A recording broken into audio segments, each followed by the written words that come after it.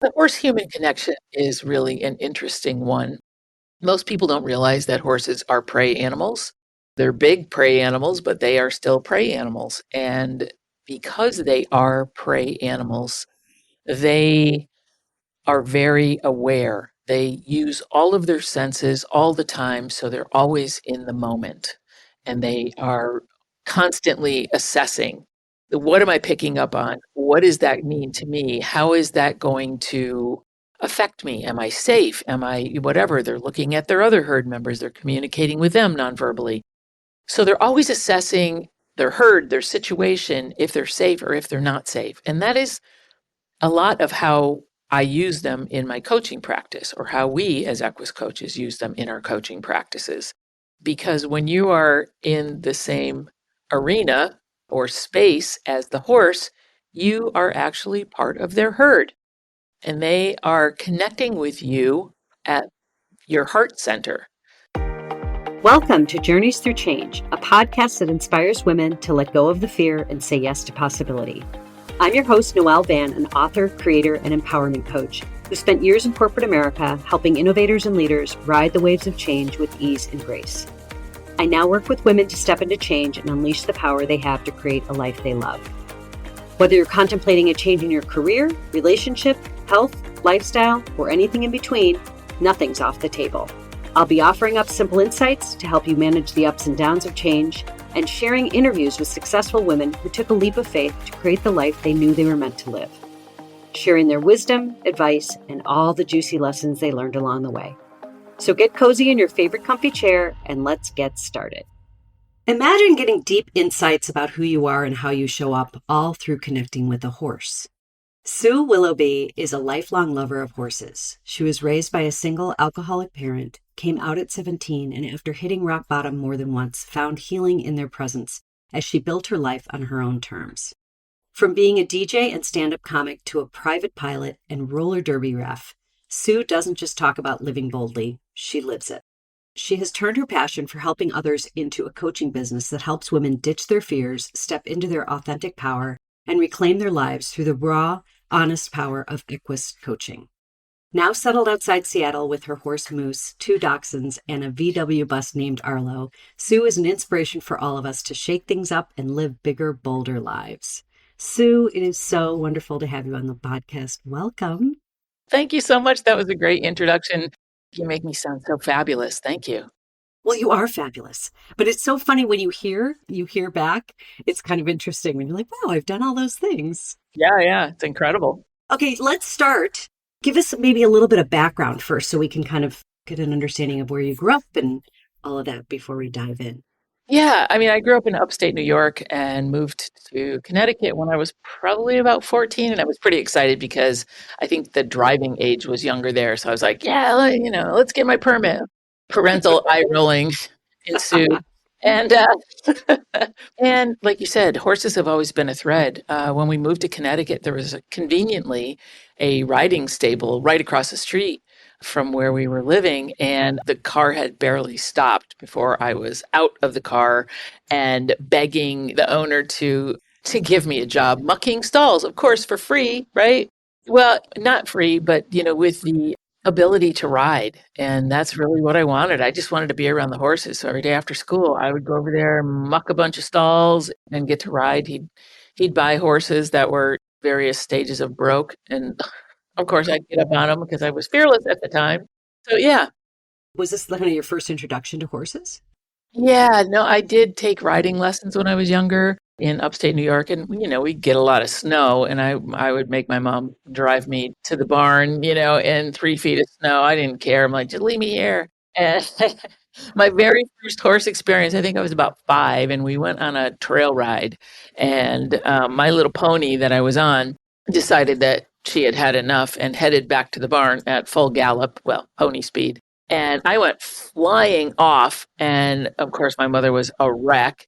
The trail guide caught up to us, and I was sitting in the ground on a pile of poop and laughing hysterically. I'm like, again, so that was it. It was love at that point. Okay, so this is upstate New York. So were you there throughout, like all the way up to 14? Past high school? Okay, 14. Okay. Yeah. And then we moved to Connecticut. And then I moved out to Seattle probably about 30 years ago. So I've been out on the West Coast for a good long while. And what made you decide to shift coasts? I met someone and they invited me to join them. And I'm like, sure, there's nothing holding me here. So off I went. That's so funny because I did the same thing at 23, Mhm. where it was like not with someone, but with my best friend. I mean, you have that just sort of like, why not? Which is, I think, the best way to do it. Yeah. And honestly, I never went back. It was definitely a pivotal point in my life and changed the trajectory. And I honestly owe that person my life on so many levels because I was able to go back to school. I was able to change careers. I was able to just really find a place where I could grow and thrive and feel supported. So it was a huge deal. Yeah. Do you ever think of if you ever stayed back where you were? I often think of that. I mean, I go back to visit family and I think, wow, what would that have been like not moving to California when I did? And all of the things that I've learned that I feel are very indicative of this coast. Like there's things I would never have probably explored if I was back in Chicago. So it's kind of an interesting when you think of it that way in retrospect, right? Of like, wow. Yeah, I get a lot of new opportunities that I never thought, and also I was around a different, this sounds weird, a different level of people that were doing different things with their lives, moving forward, moving ahead in their lives. One of my coaches and mentors said, if you feel like you are the smartest, most capable person in the room, you need to find another room. If you're not challenged, then you're not going to move forward, right? So staying in your comfort zone and staying in these places where you feel safe and you're like, oh, I'm such a big deal. Yeah, you're a big deal until you step into another room and then you're not a big deal anymore. Right, right. And I don't know if you found this in Seattle, but I feel like it's a very transient. Where I moved to the Bay Area, so it was very transient. So there was so many people from different parts of the country that all kind of had a similar, I don't know, and maybe this is just through the lens of 20, but the similar perspective of like, what's out there? What can I explore? What can I do? It felt like it was a more open environment to be in, like you said. And I love that you got that advice because I think that's the best advice. It's like when you're not growing or learning or staying curious, then go to another room.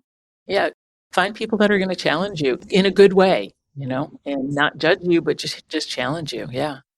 So, the topic, of course, of this podcast is change. And I feel like you have had a lot of different shifts in your life. So tell us about how you got into like DJ work and all of those different types of like where you went and what your trajectory kind of was.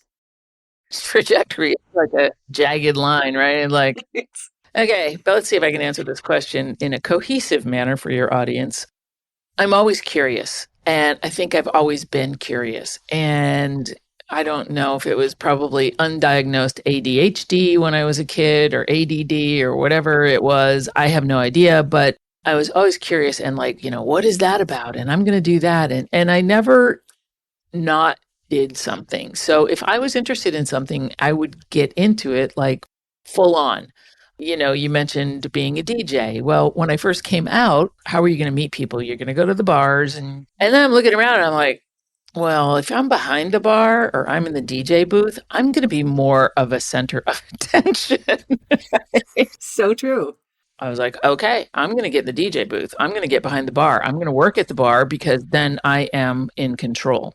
But now, isn't DJing like you got to kind of know what you're doing, right? I mean, that's not just like a bar back. Like, Yeah, I mean, back then, I mean, this was in the 70s. It was a long time ago.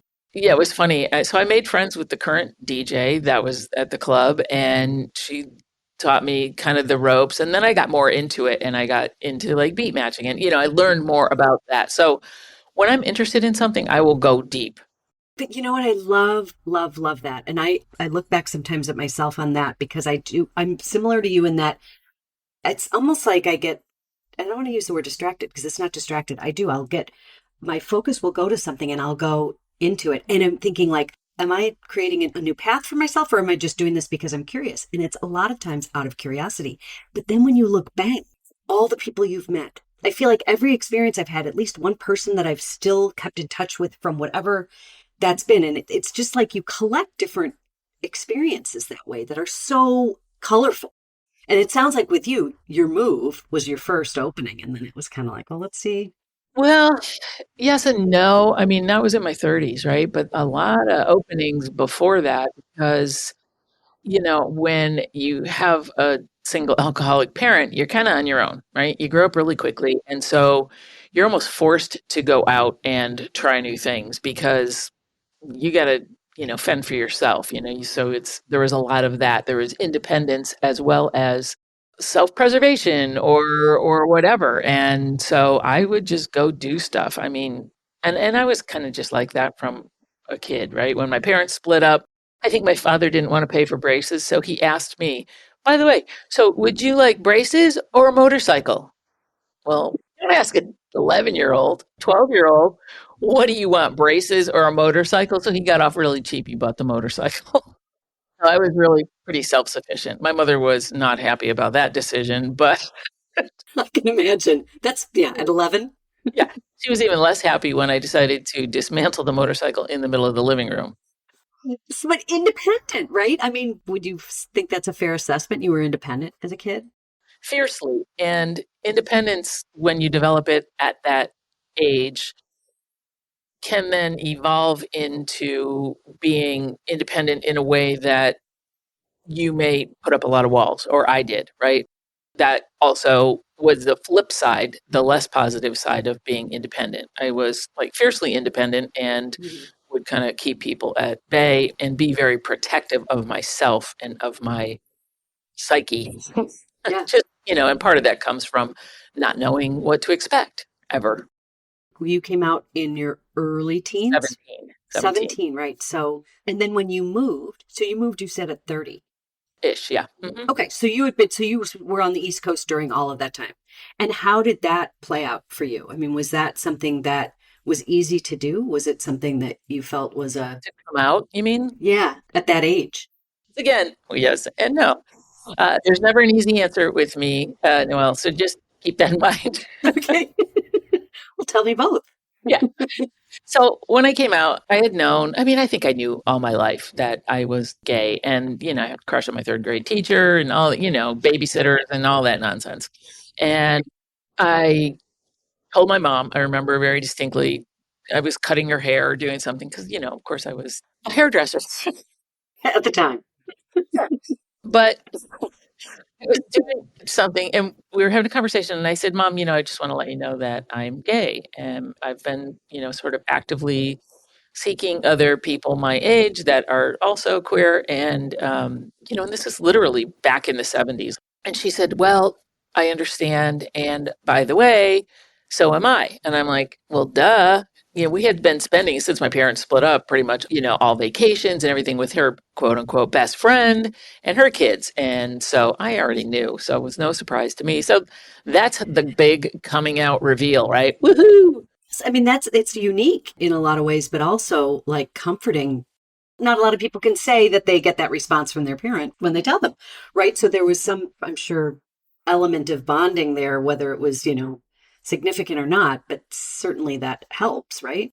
It was weird because nobody wants their mother to show up at the bar where they work or hang out.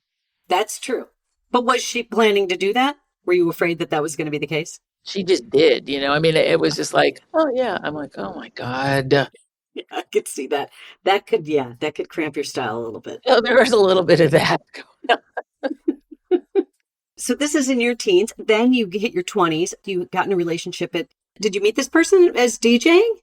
No, I actually met them because I had moved away from New Haven, Connecticut, and I wanted to move back. So a friend of mine put up a little, post-it in the queer bookstore that I was looking for a place to live. And this person reached out to me. And then, so I moved in as a roommate and then we got involved and, it's a typical, that kind of. And then you both decided to move away, or was this? No, they were moving out here for work. Got it. Okay, so you're no longer a DJ when you come out to Seattle. What did you do when you moved out here? No, I may have done a couple of things, but when I came out here, then I had the luxury of being able to explore other things. Like I took acting classes and stand-up comedy and so on and so forth. And that's how I did the stand-up comedy gigs. I'd go to open mic nights and all that stuff and was petrified, but it was an adventure. It was something that I wanted to do. But see, now you strike me as somebody that's pretty fearless. Let me ask you this. Was this early 30s still that you decided to do stand up? Yes. So had you ever been like in theater or on stage ever before? You know, I played trumpet when I was in I, when I was in the school, the school band back in like elementary school or something like that. And I think, my mother played the piano and sang and stuff like that and would always try to get me to do stuff, but I was mortified. I just didn't want to. Was I ever on stage? I took a class in like broadcasting, which was Okay. random when I was a kid.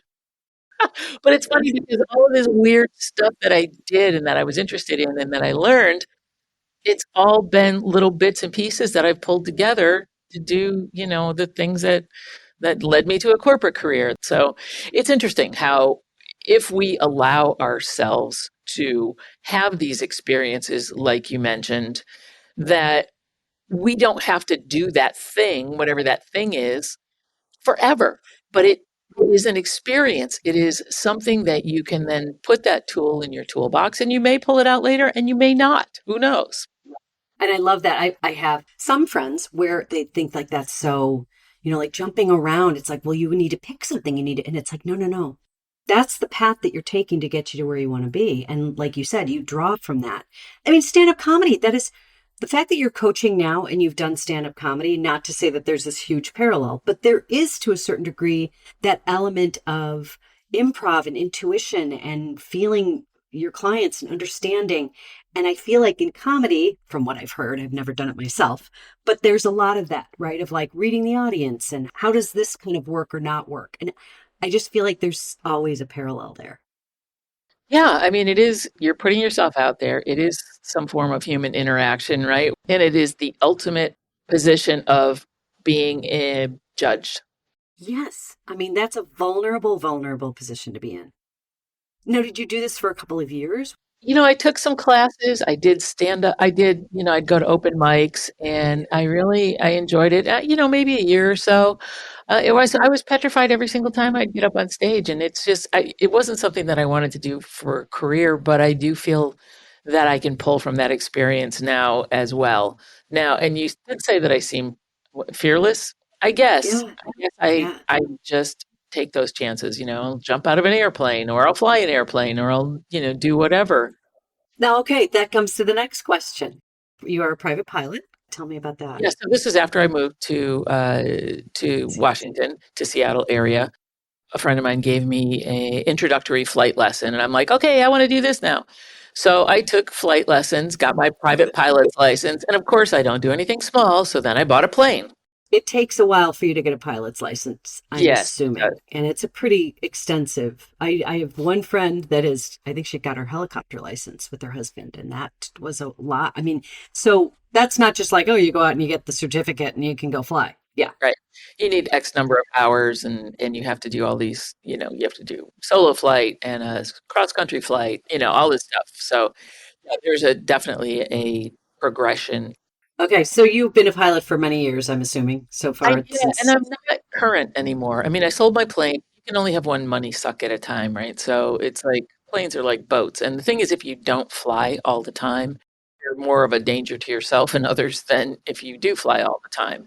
So, to fly on a regular basis, it's expensive and you have to have some sort of goal in mind. It's otherwise you're just like boring, expensive holes in the sky, especially now. I don't know what aviation gas, avgas is these days, but I mean, it's not cheap, right? Right, right.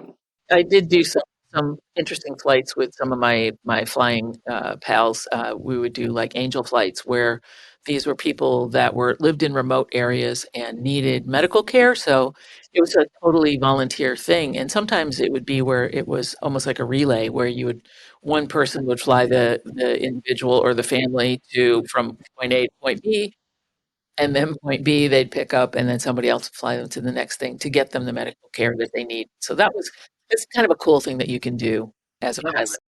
That absolutely is. That is putting it to good use for sure. Okay, so how do the horses come back into your life? So, as I said, horses have always been right in my life.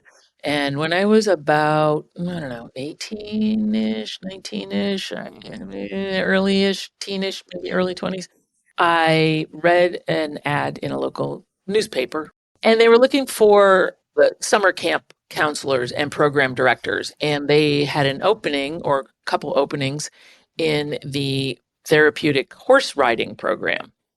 Now, at the time, I didn't even know what that was, but I'm like, horses, camp, yeah, summertime, let's do that. Yeah. So I quit my job and go do that for like $200 a month. My mother was pissed, not happy. I didn't care. But I'll tell you, so I worked it was a therapeutic riding program, and I was one of the program directors, and we did therapeutic riding at a special needs camp. So individuals with all types of disabilities, people that were on the autism spectrum and, whatever it was. And we would do the horse program. And it was so fun. It was so much fun.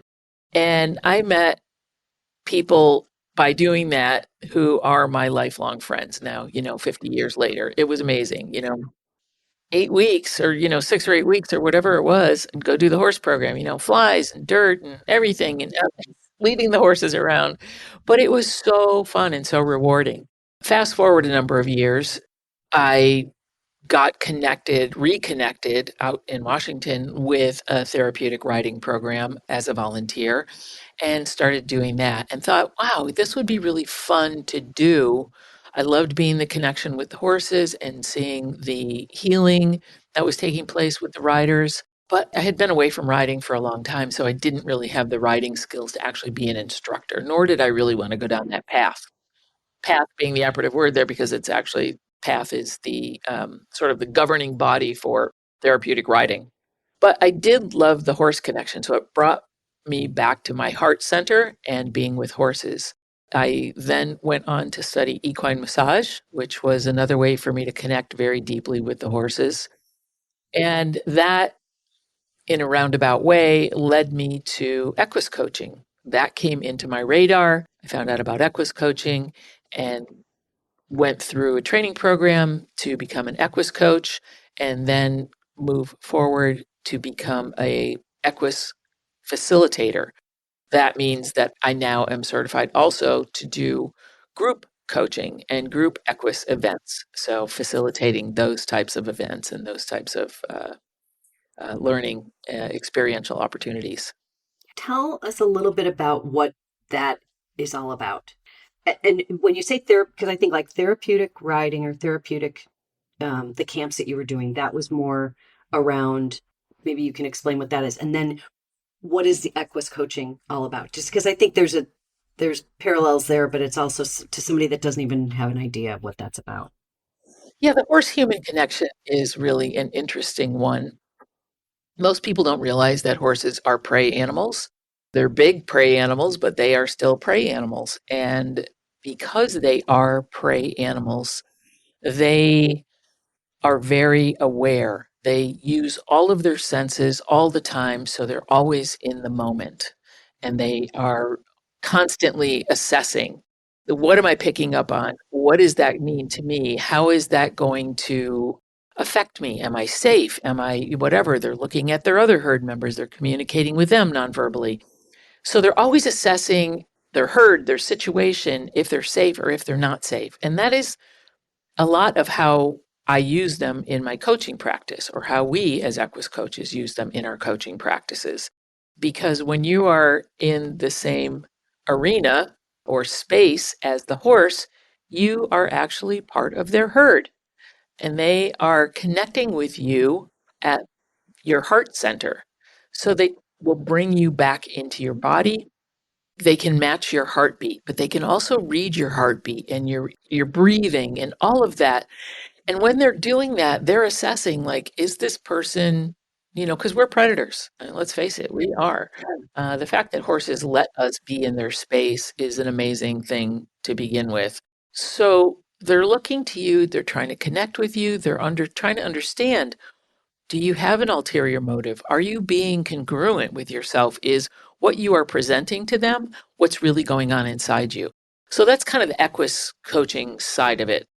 On the other hand, therapeutic riding is more about actually being on the horse and how the person with either a physical disability or some other type of ability is connecting with the horse and bonding with the horse in a same yet different kind of a way where they can feel the connection with the horse and it can help them move better physically. There's so many advantages to therapeutic riding.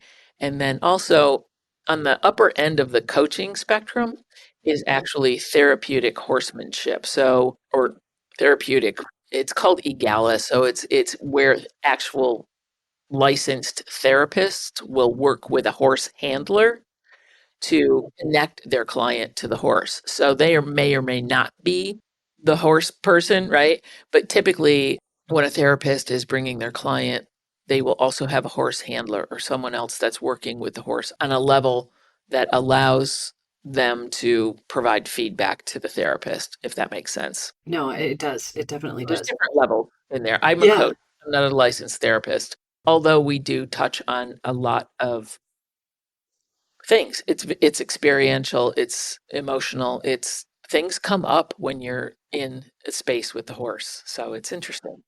And I was going to say, just on the therapeutic side of things, do people have different energy, like changes or shifts in energy when they're with the horse? Like, I'm assuming that there is something about, I don't know, a calming element. I mean, I have a niece that's on the spectrum. I know that she likes the outdoors. She loves to hear nature. She loves horses. My sister has taken her Yeah. to some training. So there's something about that too, of like, there's a calming element or maybe a rhythmic.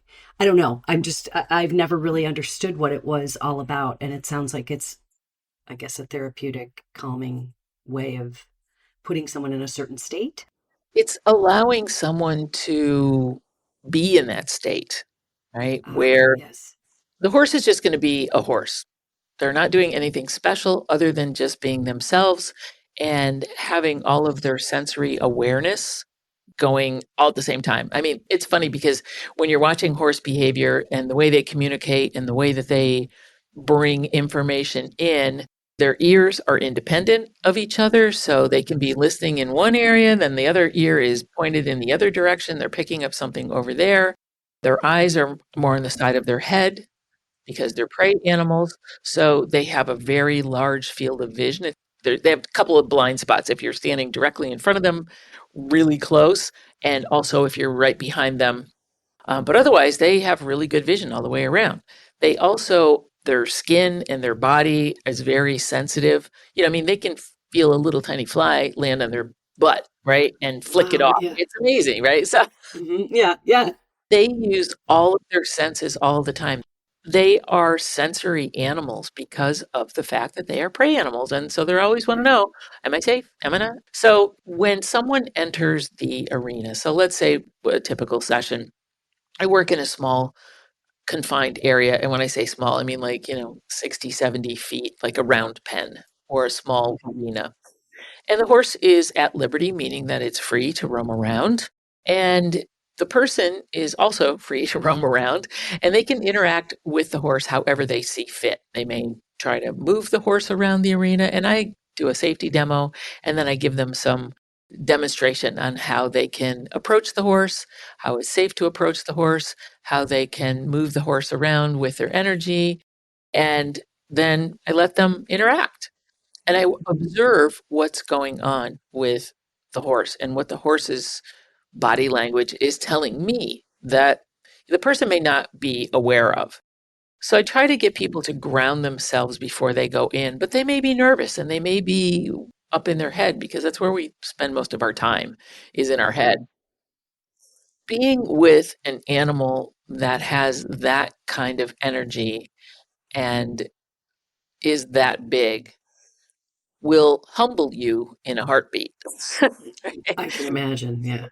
So even if you go in and you are nervous, if you're trying to hide your fear or your nervousness or something else and you're pushing it down and pushing it down, the horse can sense that you're not being congruent and that your brave front maybe that you're trying to put on, "Oh, I'm not nervous, I'm not nervous." And the horse is like, "Yeah, no, you need to figure out what's going on with you before I feel safe approaching you."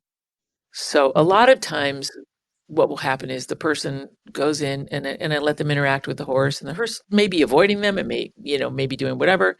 The horse is just being a horse and taking care of itself. So then I'll say, "Well, what are you observing?" Or what do you feel from, and people say all kinds of things. They may project their insecurities onto the horse by saying, "Oh, the horse doesn't like me. The horse is bored with me. The horse is whatever else." And it's like, really? Where are you getting that? Well, because he's over there, he's doing something else. He's ignoring me. He doesn't want to be around me. Oh, okay. How do you know that? So the stories come out really quickly because we're really good at telling stories. Horses, not so much. They don't retain those feelings. Like if they get spooked by something, like a plastic bag blows past them and they're like, "Whoa, what was that?" And they jump in the air and, scurry off or do whatever. You don't see them at the water bucket later on in the afternoon going, "Oh my God, Joe, did you see what happened to me? That bag just came out of nowhere. I thought for sure I was going to die. Oh my God, I'm never going to forget that." They don't hang on to that. They, Right. and it's so beautiful because they bring information in, they process it, and then they figure out, am I safe? Am I not safe? Do I need to get out of here? Am I okay? Oh, okay, I'm fine. And then they go back to grazing or whatever they were doing. What strikes me as so interesting with this is it's like presence. They are the most obvious symbol of being present. And I just think of all the things that can go on in our minds and the stories that we tell ourselves. And when you say things like, the consciousness or being conscious of something that happened 2 minutes ago or 10 minutes ago or 2 hours ago, Or 2 years ago. or 2 years ago or 10 years ago. So it's like I could see how what an incredible tool. Not that they're not necessarily a tool, but an incredible participant in Mhm. the whole process because it's such a mirror to people Absolutely. Yep. if they want to see it. That is so fascinating to me. I've never thought about, like you said, just horses are horses. They don't, it's kind of like dogs too. It's like they're not thinking about what happened 2 hours ago. Like, you Right. got to take them for face value, but we're so used to having these like the drama and the story and it's all about me and all that. So I can imagine that's pretty deep work pretty quick with people. So what are some other like just lessons? Yes, horses will mirror your behavior, and then you're like, "Oh, geez, well, I didn't realize I was even doing that." But they don't judge you. They don't care. And so it's a safe space, and when people realize that, they immediately can drop that facade that they have or that front that they're putting up to the world and be in their bodies. And I usually, because it is such a body experience, because that's how the horses experience the world is through all of their senses, I can teach people how to be in their body. What are you feeling? Where is that coming from? When you say that thing or when you tell me you feel a certain way, where do you actually feel it? What is the physical thing that happens to you? Do you get butterflies? Because, usually if you ask somebody, like, "What are you feeling right now?" They're like, "Sad." Oh, well, what is sad, right? What is angry? What does angry feel like physically to you?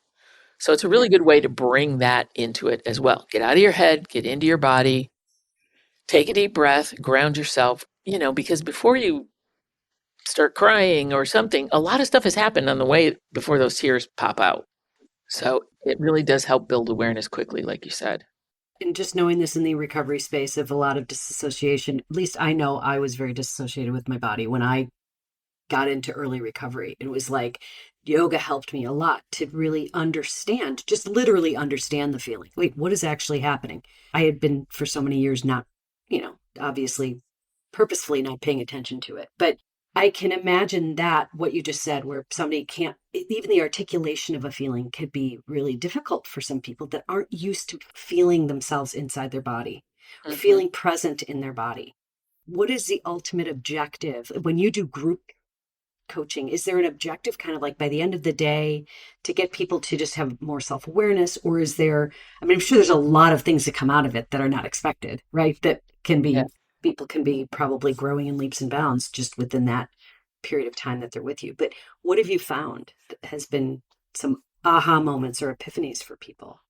When we do retreats, and I do have like 3 retreats scheduled this year, it's really fun. I usually have a co-facilitator, and we don't have any more than 12 people at our retreats.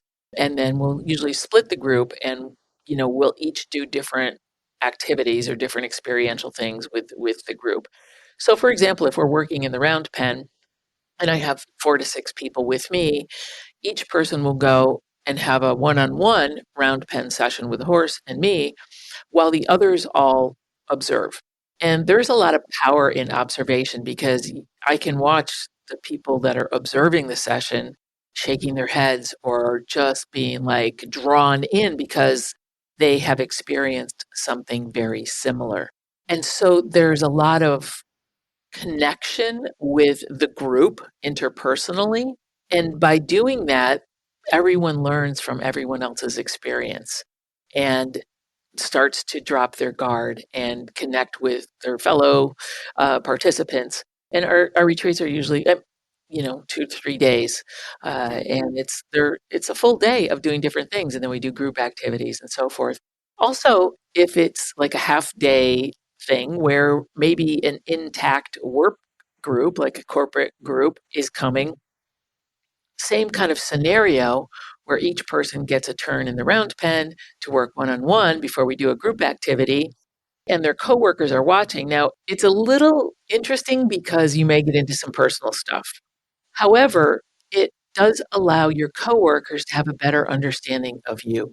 And, oh, I understand now why Sue is the way she is at work. Maybe I'm really sensitive about things. Now I know. And the manager also can be like, okay, now you know how to better interact with each other, which is really Yes. helpful because a lot of times we don't. We're just in a work group, especially where we don't care about the other people that we work with. Hopefully that's not the case. But Yeah, yeah. it can really be an amazing leadership activity and bonding activity and really create a more cohesive work environment. I wholeheartedly agree with that. I mean, I used to do ropes courses with, Oh, yeah. we were onboarding new groups of people within a corporate environment. And people never forget, they never forget the group they were with. They don't forget the people that they were with because it's a Yeah. really vulnerable. I mean, when you're going up high and you're being told to jump, it's things like that. Same with the horses, where you're immediately kind of thrown into this vulnerable place, whether you like it or not. How do you navigate? And I used to love that kind of stuff because at the end of the day, it was like they had known each other for much longer, you Yes. know? Yeah, it's a beautiful experience. It really is. And yeah, it's hard to be vulnerable, especially in front of your coworkers. It's one thing to be vulnerable in front of people that you know, love, and trust. Your coworkers, you don't always know, love, and trust them. Right, right. Well, so tell us more about the retreats that are coming up. So you have one coming up fairly soon, did you say? Was it Yes, in? the last Okay, weekend in May, okay. and that is in Paso Robles, California. Beautiful, beautiful private ranch, beautiful, beautiful facility. And I have all of these retreats outlined on my website. And I will be co hosting, co facilitating that retreat with my dear friend Frida Karsberg, who operates out of the LA area. And then Nice. we're repeating that show in, I believe, October. We usually like to do a spring and a fall retreat. And we focus on different things. We have themes. And I think it's really important now, especially when we're just in this crazy, chaotic world that everybody is like, we don't know what's going on. We don't know what's going to happen. So if you can find your center and if you can find your calm and if you can find ways to vibrate at a higher level, positive vibration is going to offset negative vibration exponentially. And I honestly believe that. And that's my message to everybody these days. Don't go down the rat hole, stay positive. And then I do have another retreat in September in Colorado with another one of my co facilitators, Nancy McKay, and this is more around in the recovery space. So Nancy works in alcohol recovery, and so This is also at a private ranch, and it is fully inclusive. The other two are you're kind of on your own with lodging and stuff, and we can help you find that. Mhm. But the one in September in Colorado is lodging and meals and everything. So you're really immersive, and that'll be so fun. I can't wait for that as well. That sounds fabulous.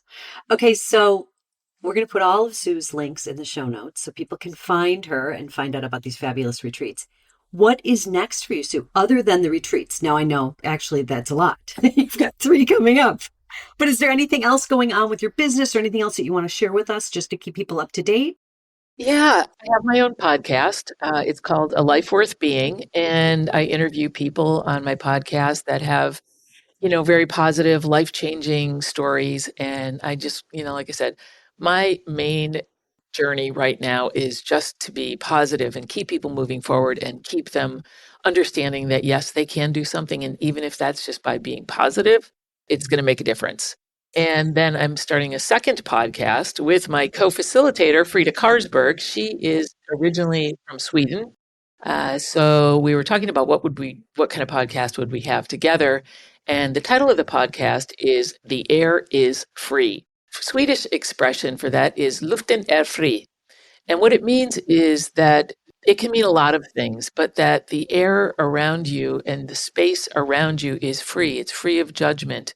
It is, as Frida would explain it when she was a kid, it was like, Luften är fri, luften är fri. My space is my space. My space is free. I can do whatever I want, and you can't get me, kind of thing. So Yeah. it has a lot of mixed messages, but I think it's going to be a beautiful platform to explore how those things work. Like, what do you mean the air is free? Yes. Oh, I mean, it's intriguing. It will be intriguing to people too. But I also think I completely agree with you that this is a time where we need to really be cognizant of the space around us and be really clear with ourselves of how we're going to keep that energy high and keep the positivity there, because that's kind of what we need to do to get ourselves through the next Yeah. couple of years.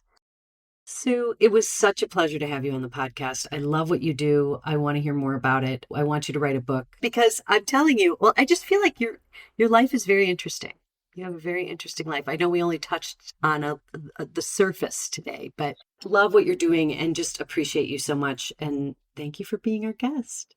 Well, thank you so much for having me on your show. I really do appreciate it. And this has been a lovely conversation. Yes. Okay. Well, that's it for now. Until next time. Thanks for listening to the Journeys Through Change podcast. You can find us on Spotify, Apple Podcasts, or really wherever you get your podcasts. And be sure to follow us and leave a review if you've enjoyed this episode. And share it with a friend or on social media to spread the good word, so more women like you can find us and join in on the fun. For more information on the podcast or Day by Day book, go to livedaybyday.com.